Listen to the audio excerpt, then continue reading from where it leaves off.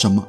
首先 2019 nCoV 它的全名呢是2019 Novel Coronavirus， 直接翻译过来呢就是2019年出现的新型冠状病毒。这个 novel 新型它是深有含义的，人们要对任何首次发现的病毒保持敬畏，保持警惕。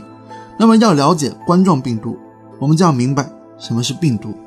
我这里呢就画了一种病毒，它是一种古老的生命体，它没有细胞结构，比起人体细胞呢，它的构造就太简单了，由蛋白质的外壳和内部的遗传物质组成。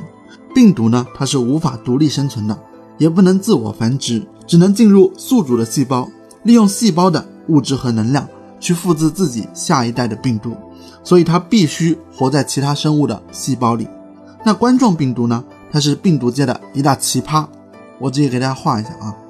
这个画的太复杂了。它表面呢有一根一根这个凸起，你看到这蓝色的点点没？我用蓝色来代替它的凸起啊，它是用于病毒和细胞的连接。冠状病毒呢是一种正链单股 RNA 病毒，这个遗传物质呢是 RNA， 它所带的遗传物质是所有 RNA 病毒里面最大的，它能感染人、鼠、猪、猫，还有各种各样的脊椎动物，不管是天上飞的还是地上跑的，都有可能遭到感染。那么中学的生物课里面我们学过 DNA 和 RNA 的区别是什么呢？我这里给大家画一下啊，它们最大的区别就是 DNA 它是双链， RNA 呢是单链，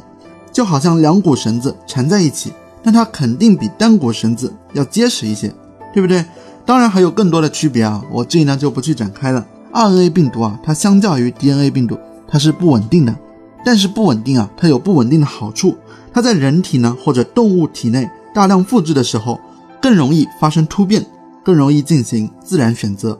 从而呢进化出超强的适应力和耐受力。所以呢我们很难找到这种冠状 RNA 病毒它的规律，也很难去研发出针对它的疫苗。其实人类面对很多病毒也是那种束手无策，没什么办法的。那么冠状病毒到今天已经被发现了有7种能够感染人类，最严重的3种我写给大家看一下分别是严重急性呼吸综合征，也就是2003年的非典 SARS 病毒，还有中东呼吸综合征，这个是2012年在沙特发现的 MERS 病毒 MERS 冠状病毒，还有一种呢就是最近在武汉发现的2019 nCoV， 就是2019年新型冠状病毒。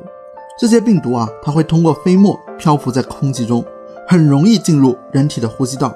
当它落在了肺部或者说呼吸道表面的时候，它们就非常的恶心了。病毒呢会通过表面的 S 蛋白，也就是那个棘突糖蛋白，与人体细胞表面的核糖体进行结合，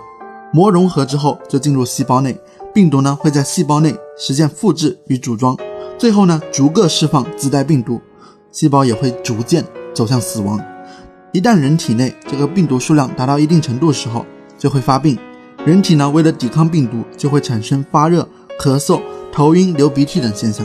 我们明白了新型流感病毒的原理之后大家就要注意防范了。我们真的千万不要给病毒进入你身体的机会。这段时间呢，大家一定要少去公共场所，尽量宅一点出门呢一定要佩戴口罩，在外头尽量少摸脸，还有那种啃指甲的人也不要去啃指甲